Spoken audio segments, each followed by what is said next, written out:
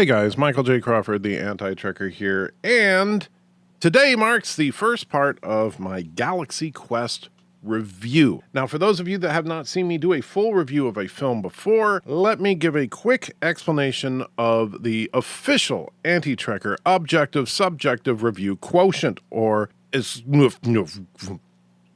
Now, the way that this works is that with most movies, if I see any particular aspect of the movie, be it a character moment, a plot point, great writing, special effects, whatever it may be, if it's something that I found good, I will give it 1 to 3 green turds, depending on how good it is. If it's something that is just kind of then it gets a yellow turd. And if it's something that I think is bad, it will get 1, 2, 3 red turds, depending on how bad it is. Now, at the end, we will then use the official singing physics equation, which takes the variables in this equation as G for the total number of good turds, N for the total number of neutral turds, and B for the total number of bad turds, and we will get our final score. That way, as I am actually reviewing this film, I have no idea what the final score is actually going to be. This is not just me pulling a number out of a hat. The number will be based upon my overall reaction to every single bit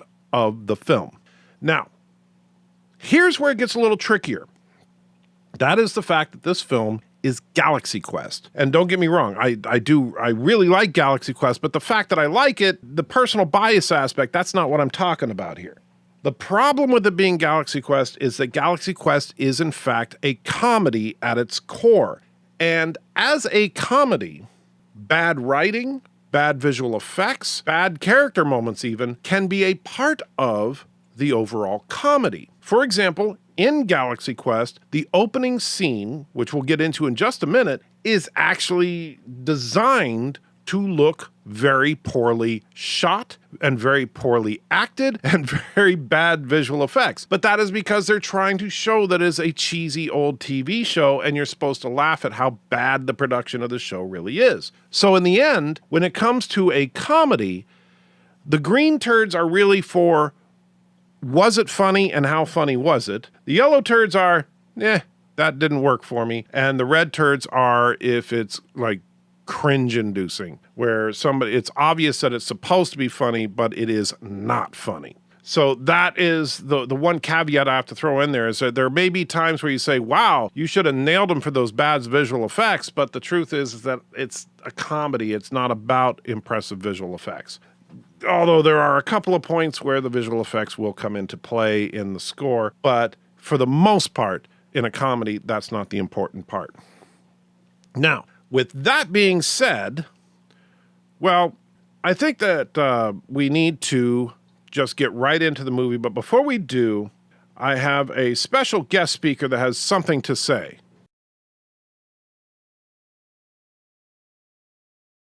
By Grapthar's Hammer, please like, comment, and subscribe to the Anti-Trekker. What do you mean, now with feeling? I went to RADA for this. Just get me out of here.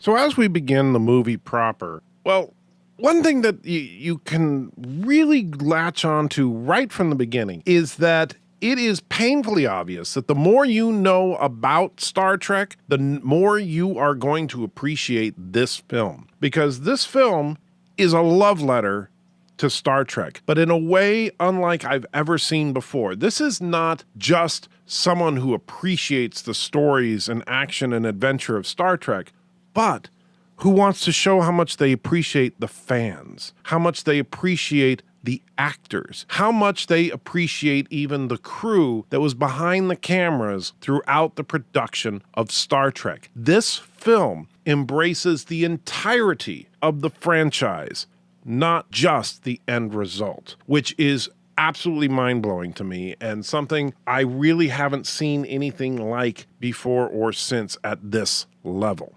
Our cast, we meet in a very interesting way. Our opening credits are actually the opening credits of a cheesy television series.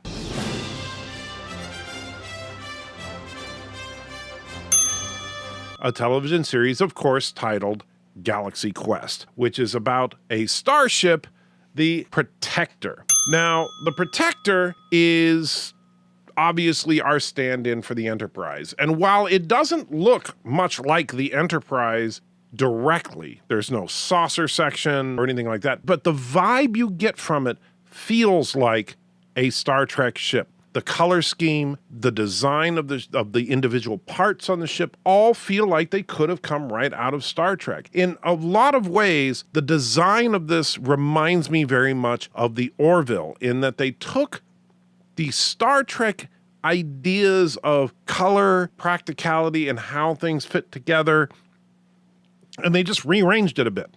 Contrast that with what we got in Discovery, where the basic shape was the same as what we've seen, but nothing else was, and it didn't feel like Star Trek. Interestingly enough, it's not the shape of the ship that appears to make it feel more genuinely like Star Trek as much as the individual pieces that make up that ship. Well, on board the Protector, we meet our crew. The captain, Jason Nesmith, is the actor who plays Peter Quincy Taggart. Jason Nesmith is, of course, played by Tim Allen. Gwen DeMarco, an actress who plays Tawny Madison, their resident hot chick, so to speak. And she's played, of course, by Sigourney Weaver. Alexander Dane, who plays the enigmatic Dr. Lazarus, a obvious Spock clone, played by the incomparable Alan Rickman. And then Fred Kwan, who plays Tech Sergeant Chen, who is played magnificently by Tony Shalhoub. Now, you also get Tommy Weber, who plays Lieutenant Laredo. Now, Tommy is the kind of a different case here, because in these opening scenes, he's played by young actor Corbin Blue. However, in the rest of the film, he is played by adult actor Daryl Mitchell. And that's because what we don't know until the end of this scene is that this scene was from a television series that was canceled 20 years ago. And we are actually watching it on the big screen of a Galaxy Quest convention. Yes, a convention just like the old Star Trek conventions of the 70s and 80s.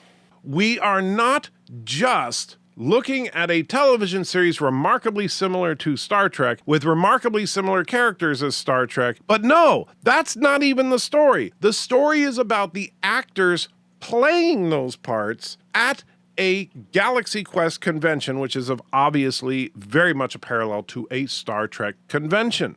This is parody at its absolute finest, because not only are the characters clones of their counterparts on the original series. Peter Quincy Taggart is clearly a very Captain Kirk-like character. Dr. Lazarus, very Mr. Spock, and they are the main antagonistic roles. You know, the two of them are just constantly fighting. But Jason Nesmith is very much like William Shatner, and Alexander Dane very much like Leonard Nimoy. And in fact, the parallels are really, really fun. And again, this is where it gets to the more you know about Trek, the more you're going to appreciate about Galaxy Quest. Because especially with Alexander Dane, he is fed up with doing the convention circuit. He is fed up with the role of Dr. Lazarus. He wants nothing to do with it, much like how Leonard Nimoy felt about the role of Spock back in the 1970s. However, Leonard Nimoy had a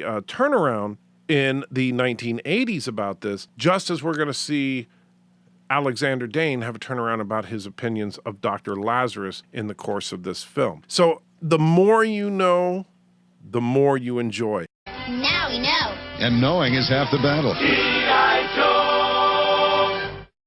I just can't speak enough about how much I enjoy this film, because I'm such a fan of not just Star Trek, but particularly Star Trek, the original series, which is what this movie is based on. So as the film opens, the Protector has just finished a mission and the crew is heading back home. But despite the fact that everything seems good, Captain Taggart is uneasy about the situation. We made it. By Grubthar's hammer we live to tell the tale. Systems registered functional. All systems are working, Commander. I don't like it. It's too easy. Well, his nerves were completely justified as the Protector is ambushed by hostile aliens, and it seems that all hope is indeed lost, which is when we hear Captain Taggart issue his famous catchphrase. Surrender may be our only option. No, never give up, never surrender. At this point, since everything looks like it's completely screwed, Captain Taggart orders the activation of the Omega 13. Sir, who orders? Activate the Omega 13. Then we discover that this is indeed just a TV show and it is to be continued. And unfortunately, while we get to enjoy the spectacle at this convention along with all the fans, there was never a part 2 to this cliffhanger actually filmed. So nobody actually knows the resolution of what happened when they activated the Omega 13. So we get some nice shots of a very realistic crowd in a convention hall, including all sorts of people dressed up as various aliens, including Klingorks from Star Trek Discovery, I guess. And then we see backstage the crew of the Protector are all getting ready for their stage appearance. They're hanging out. Alexander is having a panic attack because he is sick and tired of going to these conventions. He is just done with it. He wants to be a real actor, not just some guy that's on some cheesy sci-fi show. But Jason has not shown up. Everybody's like freaking out because Jason has not gotten there. Whew! Your commander is on deck. Ha ha! Wow, that smog is thick today, huh? Am I too late for Alexander's panic attack? He finally struts in, all confident, everything's groovy, which of course pisses off people even more. But then we get a great little inside joke tidbit, which is when Jason has to convince Alexander to go out on stage. You will go out there. I won't, and nothing you say will make me. The show must go on. Damn you.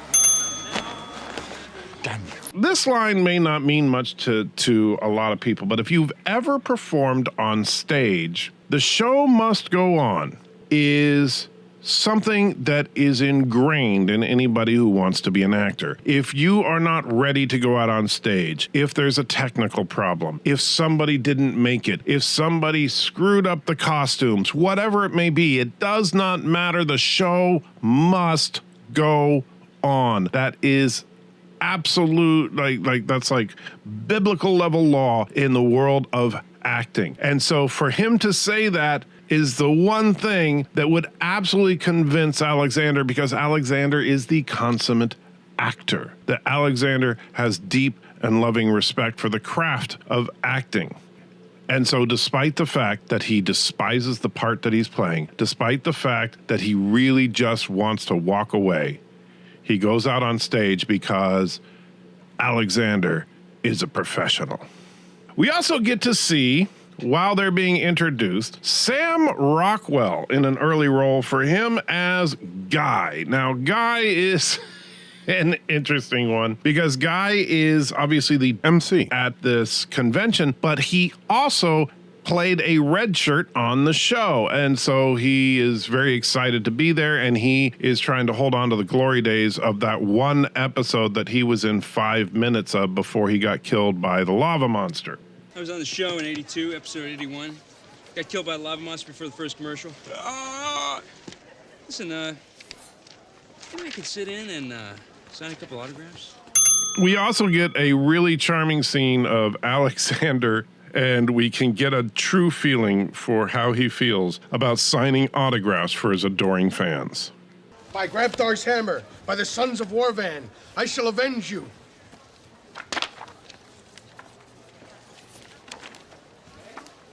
By Grabthar's hammer. Next. I can kind of feel him here. Imagine, again, remember, this is a Leonard Nimoy-esque character. And imagine for a moment that everywhere you went, people were holding up their hands in the Vulcan salute and saying, "Live long and prosper." It would drive you crazy after a while. And Alexander, being the alien that's constantly saying by Grepthar's hammer, he is so sick and tired of hearing that phrase. He just wants to go away and die somewhere. On the other hand, my crew is in danger. How did you know what to do? Come on. Not my crew. I'm not a commander, huh? I think we all remember what happened to that beast on Enoch 7, right? The story of the Beast of Enoch 7 perfectly shows what is great about Jason Nesmith. He loves his fans, and they love him. However, in fairness, this is a William Shatner character. And those of us that are old enough to remember, well, Shatner had something of a mixed reputation. Gotta admit, they really do love him. Yeah, almost as much as he loves himself. Yes, Jason, like Shatner, has a reputation for, well, for lack of a better term, something of a diva, focused on himself before all others. However, while it is true that they could just leave it superficial and just use it for comedic effect, this movie goes through the shocking step of building characters that are more than simple two-dimensional caricatures. And so while Jason is in fact somewhat narcissistic and self-absorbed, it's not out of a maliciousness. Jason truly loves his fans, and he truly cares about his fellow cast members. He just doesn't stop to think about them before he's thinking about his own personal gratification. So I actually really like the fact that Jason is kind of a dick, but also very sympathetic at the same time. I think that they did a great job in establishing this character as someone who is both likable and not necessarily the guy you want to hang out with. So that's actually a very interesting thing and very difficult to pull off. While I am singing the praises of this film, let me get real for just a minute. Not everything about this film is perfect. Interestingly enough, it's those things that stray away from the lore of Star Trek that really don't work. Making fun of Shatner being a diva is great, but Shatner actually did have a reputation of being something of a diva, especially back in the 80s. However, That you and the commander kind of had a thing, did you? No, the commander and I never had a thing. Well, that's her story. the forced romance between Jason and Gwen feels just that. Forced. Honestly, it doesn't add anything to the story, and while Tim Allen and Sigourney Weaver play off each other as friends very, very well, there is really zero romantic chemistry between them, in my humble opinion. If they had just kept them as friends, I think that their relationship would have worked a lot better in this film. The other thing that we get here is the Thermians, a group of space idiots. Commander. Excuse me? I must speak to you. It is a matter of supreme importance. We are Thermians from the Klaatu Nebula, and we need your help. Now, when I call them space idiots, it's only because they are idiots. And from space. Oh, and by the way, if you look carefully, yes, that is in fact Rainn Wilson in his second on-screen appearance of his entire career as one of the Thermians, Latnik. The Thermians are kind of a mixed bag for me. On the one hand, are they funny? Yeah, from time to time, I laughed at them. But on the other hand, this film, the way that they're trying to craft this film, and I think that overall they do a really good job of it, is to build up a real world where something like Star Trek actually exists out there, and how the actors that were on Star Trek might react to exposure to that. And so in that respect, they're trying to build up a, for lack of a better term, realistic scenario for our characters to be in. It's just a absurd scenario.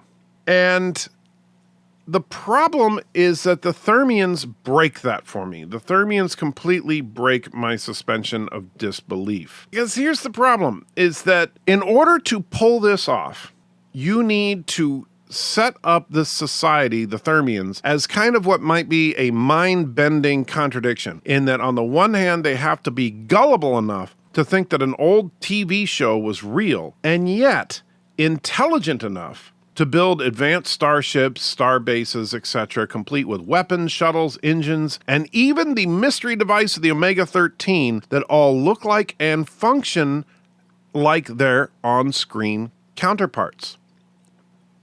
Is it funny? Yes. Do they pull it off? No. Frankly, while the Thermians are entertaining enough throughout the film is trying to establish this real-world version of Trek, and the Thermians are just too dumb to have built any of the devices that they clearly have, in fact, constructed. Now, the Thermians try to explain that they need Captain Taggart for an important mission, and Jason just assumes that they are fans of the show who booked him for an appearance the following day, and reminds them that he expects to get a proper limo to pick him up this time, and then goes off to the restroom. These guys haven't had a real acting job for 20 years. This is all they've got. Dude, did you check out Nesmith? He actually gets off on those retards thinking he's a space commander. Oh, and his friends? I know, they can't stand him. Did you hear him ragging on him in there? Dude, he has no... Now in something of a fit of depression of the fact that 5 minutes ago he thought he was a big star and now he thinks he's a complete loser, returns to the table defeated to autograph more pictures. Then, Justin Long, in his very first on-screen appearance as Brandon, shows up. Now, Brandon is not just any Galaxy Quest fan. He is like uber Captain Foley from Trek Yards level of Galaxy Quest fan. He knows the technical details of the Protector. He understands how the Vox communicators work. He understands everything about this show. He is a true, well, what we might call a Trekkie, what they call on this show a Questarian. He is a fan to the absolute core. Now, Brandon has come to the convention with a very specific mission. His mission is to get Jason Nesmith to help him figure out a continuity error from the show. Now, we saw just a minute ago how much Jason Nesmith loves to play around with the fans. On the other hand, my crew is in danger. How did you know what to do? Come on. Not my crew. I'm not a commander, huh? I think we all remember what happened to that beast on Enoch 7, right? However, his worldview has just been completely and utterly shattered, and he takes it out on poor Brandon. Because we were wondering if the quantum flux, and just listen on this. There is no quantum flux. There's no auxiliary. There's no goddamn ship. You got it? Later that night, Gwen and Alexander... Wait a minute. In this scene, Gwen calls him Alex, and he plays a doctor on the show, and he's English. So, Dr. Alex? Huh. Anyway, I'm sure that's just a coincidence. Now, Gwen and Alex are talking about how Jason flipped out at the fan at the convention. And I'll tell you that I've heard some people criticize this film, suggesting that that change of heart was a little too much. But I disagree. I think that Jason, who just had his worldview shattered in front of him, is just lashing out, and he doesn't know what to do. And of course, we will see more on that as the film moves on. But I honestly think that his snapping at the fan was completely understandable as far as from his character. Was it the right thing for him to do? No, but it was a human reaction, to be sure.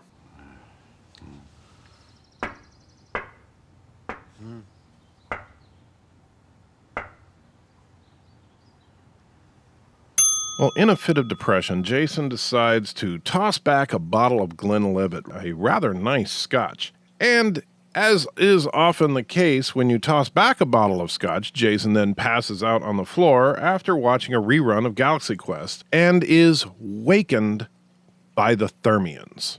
We are to meet in negotiation, however. Our efforts in this regard have been disastrous. Please, Commander, you are our last hope. We have secured our limousine. So here's another example of why the Thermians just don't work for me.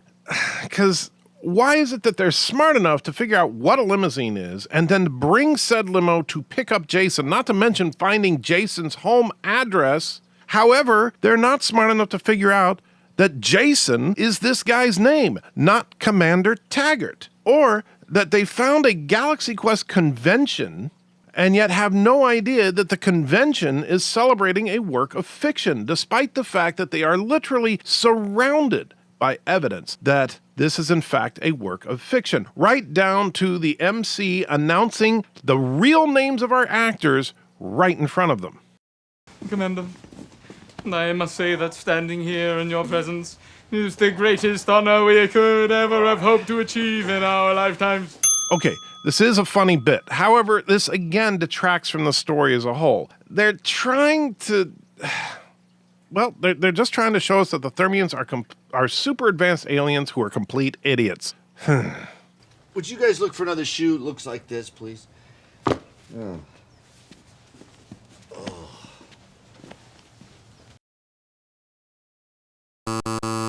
You see, again, I get this. I get that this is a comedy, so it's meant to be funny. But frankly, I think it would have worked better without bits like this to make the Thermians just look stupid as opposed to naive. You can be a super smart scientist and be socially inept. However, if I were to ask you, a super smart scientist who is socially inept, to look for something, even if it's something unfamiliar to you, while I was personally looking around under my bed or maybe in the closet or in boxes or something, I kind of doubt that you would stare at the ceiling or the sky to try to find that object. Sir, I am Lank, Senior Requisition Officer. Before we travel to the ship, please let me know if you have any requirements. Weapons, documents, personnel.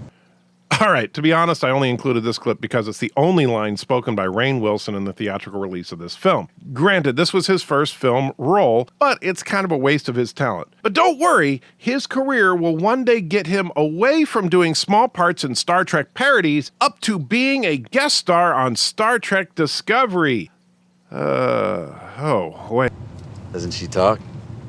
Her translator is broken. Okie dokie. So this is the kind of comedy in this film that really works for me. It's not about the Thermians being stupid as much as just alien. Obviously, they would not speak English as their primary language. And so it makes perfect sense that if one of them had a broken translator, we would hear some kind of strange alien language. And it does sound very much like how the alien language sounds later in the film when we see their true forms.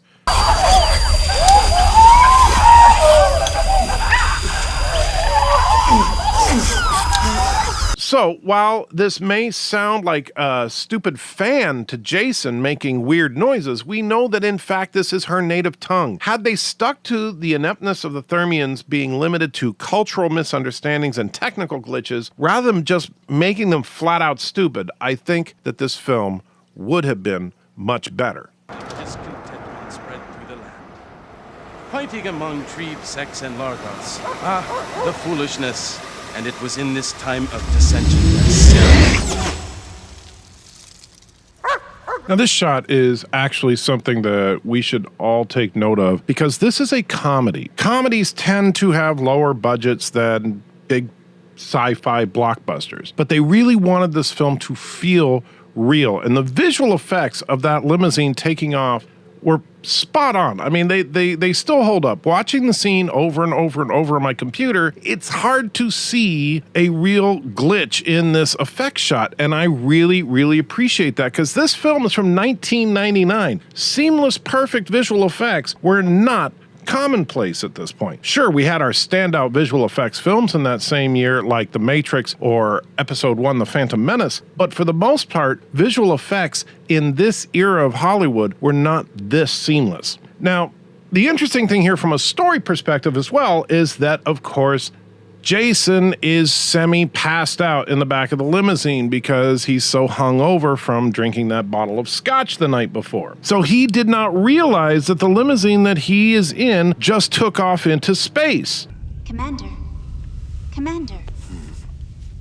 I'm sorry to wake you, sir, but your presence is requested on the command deck.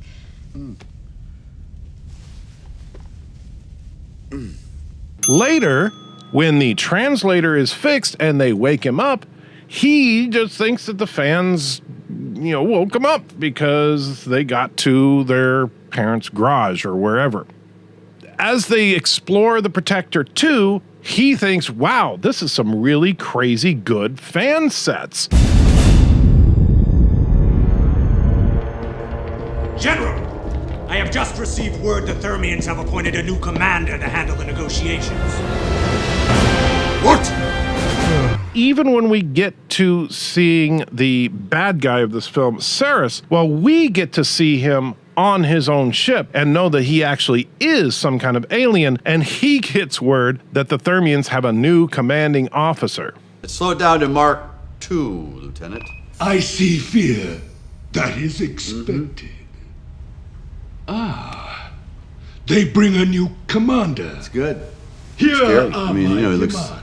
Jason still thinks that this is all fake. Even when he sees Saris on the screen, of course, he thinks that Saris is exactly what he would appear to be, a guy in a really, really impressive cosplay. Require a technician. Okie dokie. Let's fire blue particle cannons full, red particle cannons full. Gannett magnets, fire them left and right, and let them run. All shoots them while you're at it once you toss that at him. So Jason clearly doesn't take his role seriously. And this section, while I understand its necessity for the setup of what's to come in this film, it seems a little out of character from what we've seen of Jason. He really, really adores his fans. And so for him to act like he's just phoning it in here on a beautifully constructed set, compared to the way he was talking to his fans at the convention, well, there seems to be a little bit of a disconnect there. However, at the same time, he did have his sudden crisis where he realized that maybe he's not as popular as he was from his experience in the restroom at the convention. So I can kind of forgive them for that.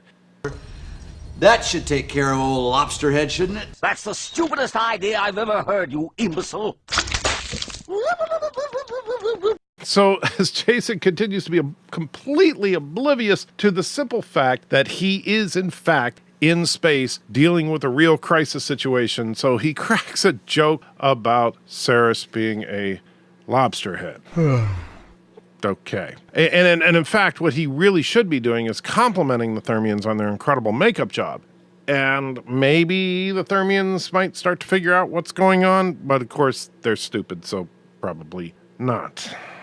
You mean Earth? Yeah, Earth. Time to get back to Earth, kids. But the negotiations, you fired on him. Yeah. Long live, what was your planet called? Thermia. Long live Thermia. This way?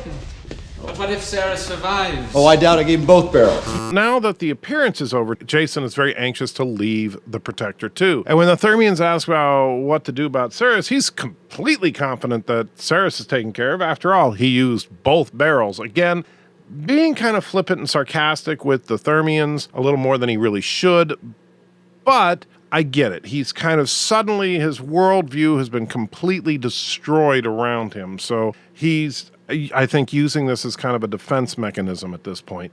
It's really, honestly, kind of sad. An interstellar vox. What? Hey. Now this, and notice the expression on Jason's face here. This is the first clue that something may be up. The vox that the Thermians give him looks better than anything he has ever seen before, and the shocked look on his face helps communicate that to us. The simple fact that he's saying, wow, it looks like you could really talk to someone in this thing. He thinks that this looks real. He's used to, of course, seeing cheap props and toys. So to him, if this is looking better than anything he's seen before, that, granted, it's true that Star Trek fans have made sets that look even better than what's in the original series, so I could see where he would still not necessarily assume that they're from space, but he might begin to question, wow, how did they manage to manufacture all this stuff? How can we thank you, Commander? You have saved our people. Yeah. Okay. You know, you kids have been great. You really have. This thing is real looking. Hello. This is another, I'm a little mixed on this one, because the Thermians give him a warm thank you for saving their people, and even though just a minute ago they were kind of concerned as to why did he fire on Saris. The negotiations, you fired on him. You have saved our people. So they've got to realize Saris is not dead at this point. His ship was not destroyed. And so why nothing? The Thermians, again, are just being a little too stupid for me to buy into this at this point. They fired on Ceres's ship. Ceres's ship is not destroyed. You would think that Ceres would immediately begin returning fire on them if he was capable.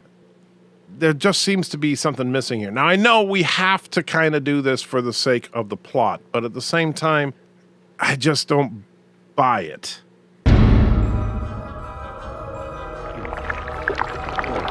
Oh.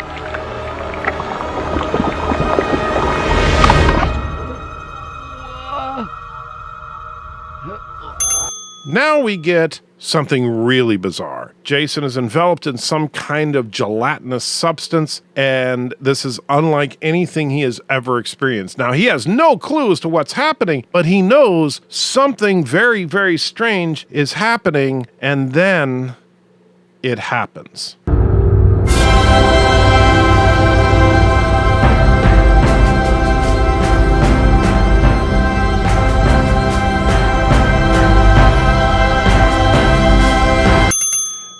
Jason comes face to face with the cosmos. He stands there at the incredibly beautiful sight of this planetary system that they're in, overlooking the engine nacelles of the Protector 2. This is the moment. This is where Jason realizes that this is all real, that the Thermians are aliens, that Ceres, the lobster head, is an alien, that he is on a spaceship, that he is out there, and just like that, it's over.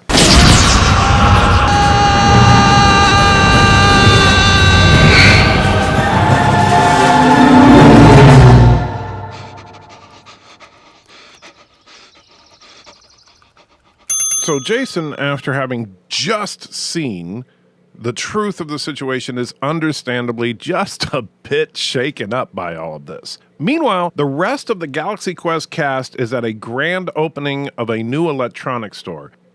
Take it from us. We've been all over the universe. But we've never seen space-age values like we've seen here. At Tech Value Electronics Superstore.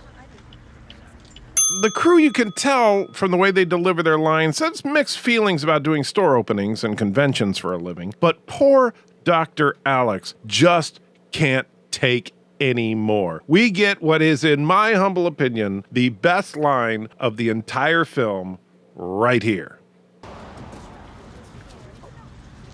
By Grabthar's hammer. What a savings. I have to say that the delivery still has me cracking up, even after watching this clip dozens of times just to get this review together. By Grabthar's hammer. What a savings. You can just feel the utter pain and humiliation that Dr. Alex is feeling in delivering that line that he hates so much just to make a few bucks.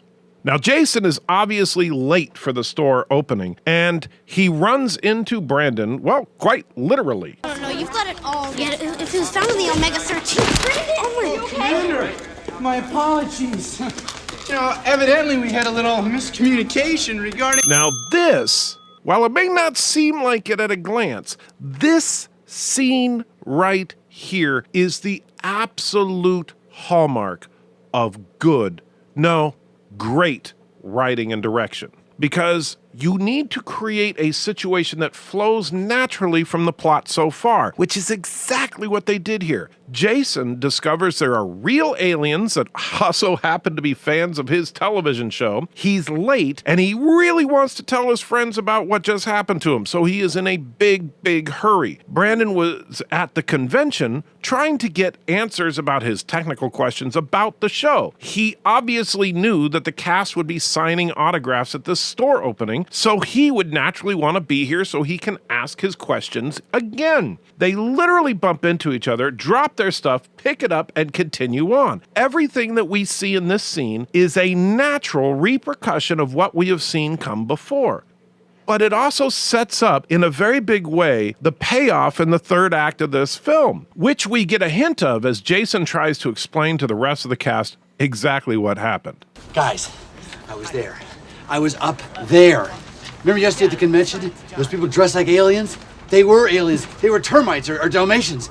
I can't really remember because I was kind of hungover. Jason is so excited about what happened that he has to tell his friends, who of course do not believe him. So we get what we think of as probably the payoff from him bumping into Brandon earlier. Jason tries to prove that he is telling the truth. Remember how excited he was earlier when he got that Vox communicator because it looks so much better than the props that he'd seen in the past. Well, since it's real, he could use it to prove his point. They gave me this. No. But can you talk to people in space on those? Protector, this is the commander. We now know that Brandon must have the real Vox communicator since he obviously has a toy. So not only do we get a nice joke here and our little continuation where the rest of the crew would obviously not believe him in his stories of aliens and all that, but it's a perfect setup for later on down the road when Brandon just might be needed. Over? Oh, for God's sake. I said it's time to go. This isn't mine. That kid, where's that kid? Since Brandon has the real Vox, we know that we'll be hearing from him later. This, once again, is the hallmark of great writing. You set things up not by contrivance, coincidence, or convenience, rather through an organic, flowing narrative, a natural consequence of what is happening based on what has happened and leading us to what will happen next.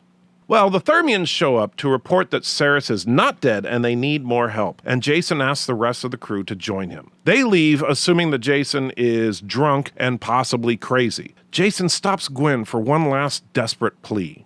You know me, and I'm a lot of things, but am I crazy? You know, it's one thing to treat us this way. It's another thing to do it to your fans.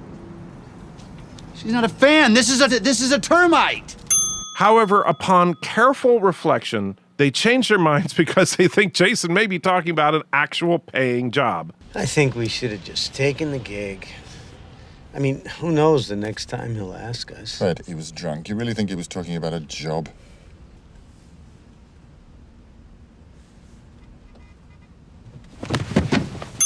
So they chase down the female Thermian and tell her that they want to go as well. And Guy tags along because he's Guy. He's got nothing else to do, and he's just trying to capture some of that celebrity glory. And they expect to get directions as to where they need to go, but they get a little bit of a surprise. The commander had me continue transmission in case you changed your mind. Protector, requesting 4 interstellar... Me too. 5 pods for immediate departure. So I'm sure at this point they're probably thinking in their heads that 5 pods just means that they're going to bring the minivan around and pick them up. But they discover that something else, something much, much bigger and much different than anything they would have expected may actually be going on. I look forward to meeting you all in person when you arrive at the ship. End transmission. Oh my God. Everyone now knows the truth except for Fred, who is busy getting a cup of coffee, and he didn't see everyone else disappear. In the pod room, we see Gwen, Alex, Tommy, and Guy appear, and the aliens accidentally reveal their true forms.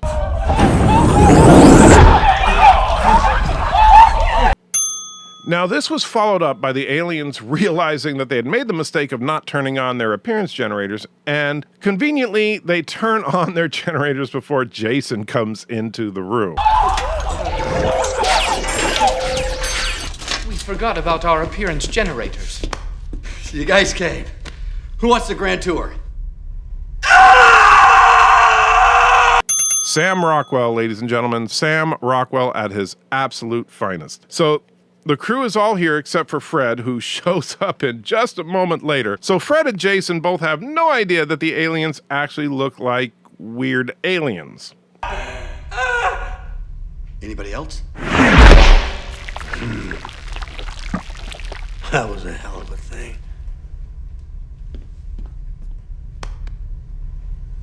What's wrong with them? I don't know. Come on. Man. Oh, man, I love this movie.